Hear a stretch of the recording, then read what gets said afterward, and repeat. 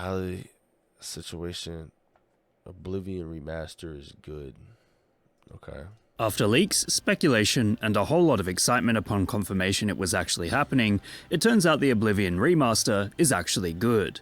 And of course, fans are going absolutely nuts, considering how influential this game has been as an Elder Scrolls property since launching in 2006. From NPC dialogue being recreated via live action, to the wacky character creator, to Bacon's incredible videos, there's always been an affinity for Bethesda's early 2000s masterpiece. Body still warm. And now that it's back, there's no shortages of references online yet again. Not to mention the fact that it single-handedly set events in motion that would lead to the poor state of the microtransaction-filled AAA gaming experience of today, as the original Horse Armor DLC was the first to cost a few dollars. As a result, you can understand why this particular remaster has reached so much hype, although it seems some in the Elder Scrolls community want Morrowind remastered rather than Oblivion. Morrowind is considered a bit of a weirder game, with the setting looking a lot more alien and interesting than the somewhat more generic, yet still amazing, fantasy Oblivion promotes. It's also worth noting that remastering games instead of making new ones is a stereotype attributed to Bethesda, as of course the amount of Skyrim releases has been insane. Fans have been waiting for the Elder Scrolls 6 for 6 years since the first teaser released, so whilst it's frustrating that we haven't seen a new game since Skyrim in 2011, it feels as if we've been given a crumb of attention through this tasty morsel. It seems like no developer is more aware of the legacy they've left behind than Bethesda, as the reveal trailer consistently reiterates that they care about the old systems and the janky moments, but also shows the new stuff like better sound effects, voice acting, and hit registry than what the game had before. The reveal trailer also shows they're aware of the memes and their importance in keeping Elder Scrolls relevant all these years later, with the adoring fan, of course, making a return. As a result, it's clear what Bethesda are going for here with Oblivion. They want to mollify fans with a product that basically Bro, says... no way. There's no fucking way. There's no way I didn't even... There's no way. There's no way. There's no fucking way, bro. There's no way. Okay. There's no fucking way. Hold up. There's no way, bro. Alright, what is this, Gamer X? And we're back with another episode of Before You Buy. That show where we give you some straight up gameplay and our first impressions of the latest games releasing. As usual, it's me here, Jake Baldino, and today we're taking a quick look at Oblivion Remastered. We're essentially jumping right into this with you guys. This was a shadow drop release. Nobody knew it was coming, other than if you followed the leaks and rumors. So both myself and co-writer Eric behind the scenes, we both jumped into it as soon as the game was available, and we got some first impressions and some thoughts. Now, me personally, I'm coming at this as an Oblivion fan. Morrowind is still my favorite, but I have dumped a ton of hours in Oblivion back in the day.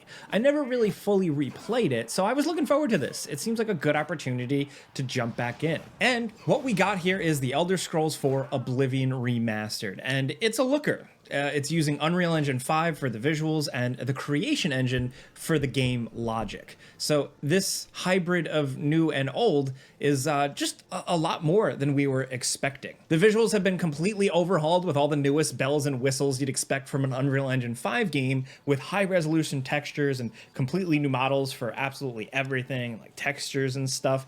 It looks like a brand new game, but under the surface, it's the old creation engine. So it's essentially still the same game. It's got those original bones. It has what makes it special and kind of weird, but it's just a huge visual overhaul on top of it. The footage you see captured here is PC, but I also have some... I'm not gonna lie. Now I'm mad because I literally had 5 episodes into Oblivion. Now I gotta go. I don't want to hop on the train, though. I want to wait. Like, I never hop on no hype train on anything at all. I always, like... I don't know if it's, like, self-sabotage or anything, but I just wait it out. Because, like, I'm already in Fallout. And then I'm going to play Fallout New Vegas Ultimate Edition. So it's like...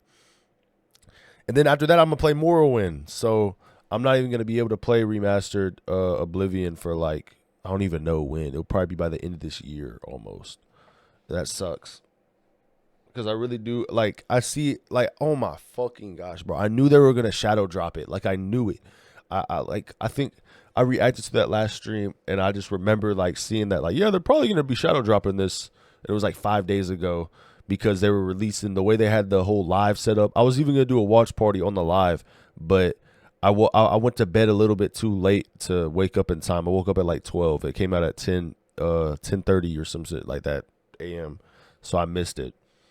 But I really wish I hopped into that to see what was going on. But Oblivion's been going crazy. I'm more happy though, more or less from it, because when I first was getting back into Oblivion and Morrowind, I was like, damn, I don't know how these games are gonna be doing. I know there's some of the cult classics, and I remember playing Oblivion and shit, but I didn't know it was gonna be like this. I think though the next 3 games that Bethesda should definitely like they should definitely consider remastering Morrowind, remastering Fallout New Vegas and Fallout 3, and on Unreal Engine would be insane. Like I think it would just be beautiful, the whole situation. But they did crazy with this though. Oblivion, it just looks so good, bro. Like, oh my gosh, bro. I've been talking to my boy who put me on to Bethesda in the first place, like when I was like a kid, and he's waiting on to buy it, but he doesn't know if he should or not. But I mean, it's definitely worth the buy. I don't think it's even out on PS5 either. So even if I did want to hop into it, I can't even hop into it yet. I have to wait it out. I'll probably have to wait until, like, I don't even know when it comes out, but I haven't seen it on PS5 yet. I know it's on Steam. It's going crazy. PS5 Pro impressions, and all this footage on screen is going to be spoiler free. Long story short, this isn't a Resident Evil 4 remake style, like total reimagining, but it's also not just some slapdash elevated port either. It's Oblivion as you remember it, but with significantly better visuals across the board. It's not a perfect re-release or anything like that. I think harder core Oblivion fans and some technical purists will have some issues with certain things, but I think definitely, like, if this is your first exposure to Oblivion, this is going to be fun for you to play. If you were only a Skyrim fan or something like that, essentially you're getting a whole new Elder Scrolls game. Sure, it feels a little bit old, but there's just a ton of good adventuring here. Because in 2007, Oblivion was a revolutionary game, but it really didn't take long for the shine to wear off on the visuals. This new remaster takes one of the weakest aspects of the original game and completely transforms it. And now we're looking at what is honestly probably one of Bethesda's better looking games. It is a little more washed out, maybe taking some inspiration from the visual direction of Skyrim there, but it still feels like Oblivion. I wish they had the color palette a little bit more one-to-one. There's a little bit more of like biome differences in colors here and there to really make it feel like it's not like repetitive looking when you're out around the Imperial City. But I'd say for the average player, it gets the job done. Color palette complaints aside, like everything looks better. Specifically like enemies, NPCs, weapons, and towns. Man, it's been so weird to walk around all these towns that we spent so much time in the past, and now they're like fully realized and fleshed out. The graphics aren't the only thing this remaster updated though. They have also added a few quality of life improvements here and there, and added some new voice work to bring in a little vocal variety to the different races, because in the original game, it felt like there were like 3 voice actors. But again, this is still otherwise the same game, warts and all. There was an almost slavish dedication to being accurate to the original experience. They even made sure that the new voice actors matched the sometimes stilted, awkward cadence of the original performances. A lot of the bugs and exploits from the original game are still possible here. It's clear that the developers behind this remaster had some love and respect for original Oblivion and wanted to keep things true to the original experience. The dedication is admirable, but we would have liked to have seen a few more tweaks here and there to really make it the definitive version of the game. A lot of Oblivion still holds up, but the occasional thing comes along that reminds you that, oh yeah, for as good as this game looks, you're still playing a game from 2007. And some of that stuff could have been cleaned up a little more, maybe. There are improvements to the core gameplay here, and while they're relatively small, they do make somewhat of a difference. The third-person camera is way better, as is the animation when you're playing in third person, at least except for the running animation. It's kind of funny, but there's actual hit animations when you strike an enemy, which does go a long way towards making combat look just a little less stiff and awkward. It still feels older. It still doesn't feel quite as responsive or like feedback heavy as Skyrim, but it's just slightly elevated. Now, the mechanics of combat are mostly unchanged, but those little bits of hit stuns give you a little bit more feedback. But the updated UI is really good. I think they did a really good job walking a line here. It feels like classic Oblivion interface, but it's a lot more usable and easier to navigate. It's not the best menu, like it's not a complete overhaul. You still have to scroll through a lot of menus to find anything, and certain important items could have been sorted better. Like, it would have been nice if like we got an actual notes tab or something in the inventory, but either way, I think this is another case where they wanted to be accurate to the original experience, so the actual menu options are the same. They just cleaned up the UI to make everything a little bit more readable and more at a glance friendly. They also added sprint, and it makes a hell of a difference. Pretty much works like it does in Skyrim, but this game has a lot of long stretches and a lot of traveling, really long distance. I will say the icons and the map icons and stuff are measured in steps, which is weird. You usually see distance measured in like miles or kilometers or something like that. Steps is kind of an interesting choice. It threw me off a little bit, but the sprint, again, just makes such a difference going from A to B, especially some of the Oblivion gates, which do still feel like a slog at the end of the day, but being able to sprint through them, I really appreciate. Oh, and now when you level up, you actually get to allocate stats. So you're no longer completely reliant on Oblivion's traditional stat growth. That means that even if you're only ever leveling up your magic skills or something, you can still put some points into strength and endurance if you want. It's a simple but welcome change that gives you a bit more control over your character's growth and not really get too boxed in. Character building is still a really good experience, like picking your stuff and going out there. And just to mention it, you can still make weird freaks in the character creator. All the faces still have some of that Oblivion vibe, but the character creator is once again detailed enough to just make a cool person or the strangest thing you've ever seen. And faces out there are very interesting. They look much, much better. Emperor Uriel Septim looks a little weird, a little uncanny. You know, it threw me off. It took me a second to get used to, but obviously he's not around too long. But anyway, like I said, you build out your character. You essentially go through a pretty early dungeon. Then you open a door and suddenly you're thrust out into the open world. And the choice is all yours. That's where the fun really begins. And one annoying thing about some recent re-releases and remasters and stuff like that is that they try and nickel and dime you with new versions of the DLC, but Oblivion here is doing it right. It straight up just has every single official add-on from the original. So like you get the Shivering Isles expansion, which is great. Knights of the Nine is in the game, and all the little add-on packs are also accounted for. And yes, that includes the infamous horse armor, which changed the world. They are cheekily selling again as part of the quote-unquote deluxe package. In this case, it's more horse armor. The original sets actually come with the base game. It's funny that they're just doing it again. I don't support microtransactions and stuff like that, but I don't know, it's just kind of funny. The Shivering Isles are particularly stunning, but everything in this remaster just looks very good. As long as you're like willing to roll with the newer, slightly more desaturated visual style that we mentioned earlier. It's definitely a little bit more brown and gray than the classic game, but overall, I think it works. The lighting effects in particular are understated, but they look very, very good and make the world really pop at night this time around compared to the original where everything just looked really empty and flat at night.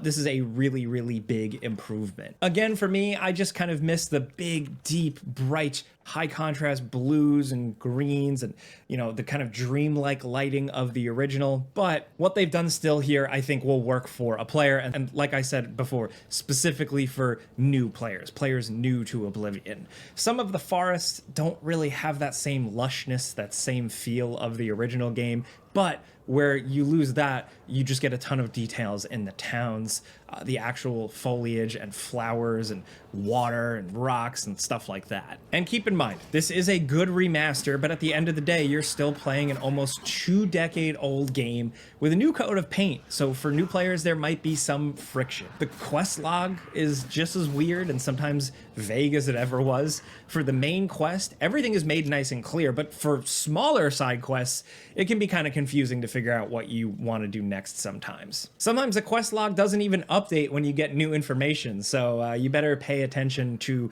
your surroundings and what NPCs are telling you. And there's a lot of general jankiness of Oblivion too. You know, the scripted sequences, like how they play out, to how quests trigger that can lead to a lot of, you know, immersion breaking little moments. And that's just part of the experience.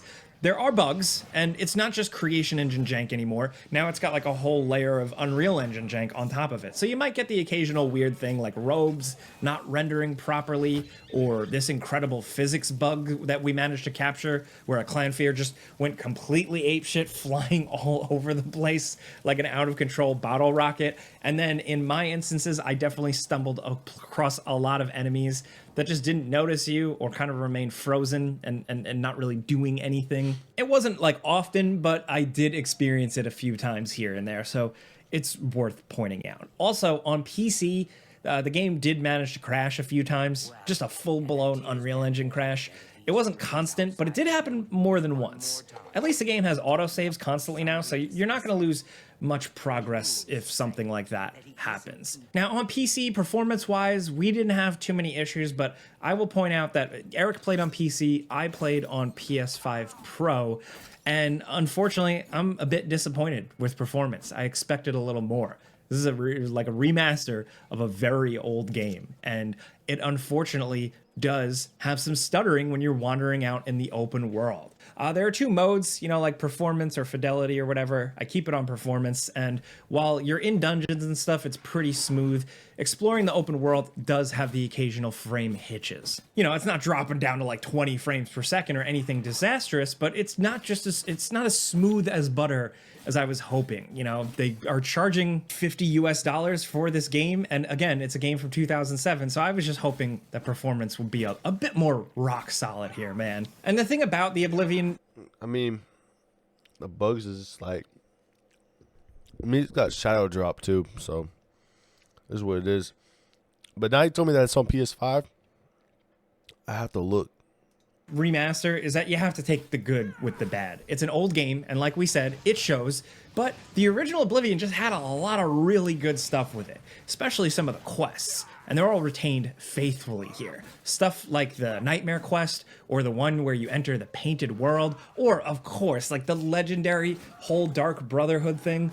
All that stuff is here, and the game is better for it. Also, a main quest that I think is still pretty underrated. It's got some memorable moments. It's got some good performance, like some good voice acting. And this game just has endless charm. It did then, and it does now. And I'm so glad to see that. On the other hand, there's stuff like the universally reviled level scaling system. If you're wondering if they fixed that or changed it really in any way, it seems like they didn't. It seems exactly the same. With the same overly beefy enemies and the same bandits with glass armor. It's just as immersion breaking and annoying as ever. Enemies get beefier as you level up in the remaster, so just like they did in the original. So just like that 2007 version, it just feels like leveling up makes you weaker, not stronger. The enemies keep getting tougher while your growth feels more limited. It's annoying, and in terms of immersion, it just doesn't really make the most sense. Like, why does this tomb that originally just had some low-level skeletons and ghosts, suddenly now that I'm level 29, is filled with way more dangerous, crazy enemies? Like, it only makes sense in terms of game balance, but with a remaster this authentic, I guess they didn't really have a choice. They had to stick with this because it's how the whole game was built. We would have preferred if they changed it to something closer to how, like, Skyrim handles enemy scaling with designated high and low-level areas where there's more variation.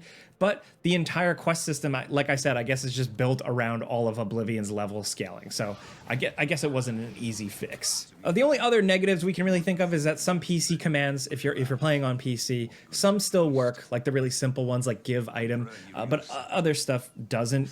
And the fact that the game doesn't seem like it's going to support mods is unfortunate, because that's kind of part of the whole appeal when people come to Bethesda games like this. I'm sure some crazy people will crack this open one way or another, but more official mod support would have been really, really appreciated. So for better or worse, that's really the gist of the Oblivion remaster here, at least with our first-hand experience, right? It's very much good for people to play Oblivion for the first time. If you're hardcore obsessed with Oblivion and you still know it ins and outs, it might not feel like exactly what you want or what you really imagined in your head. But still, at the very least, I'm glad that the developers didn't really compromise. They kept all the weird crap in here. They kept the parts of the game that are flawed, while also having all of those special moments and just making some of those towns, areas, and NPCs way more beautiful. Honestly, I can't help but just be corny here and be excited for people to experience Oblivion for the first time. The first time you see an Oblivion gate is a holy shit moment. The first time you step out of that first dungeon and see the open world is still a holy shit moment. Jumping into the Shivering Isles DLC is a holy shit moment. Going on that Dark Brotherhood quest, seeing the Mage Guild, just so many holy shit moments, and I'm glad they're all still here. The mileage is gonna vary depending on the type of player. Again, It's gonna be good. I'm actually like, even though I missed it, I knew it was dropping. I knew it was gonna be Shadow Drop, but I just didn't know when. I mean, when they released the live, it was like, oop, there you go. And I mean, I hope it comes out for PS. I think it is on PS5, but I'm about to check when I hop back on Fallout 4, and I'm gonna see if I could just get it on. I don't know if I get it for PlayStation Plus or not. I know Game Pass, it worked for Xbox.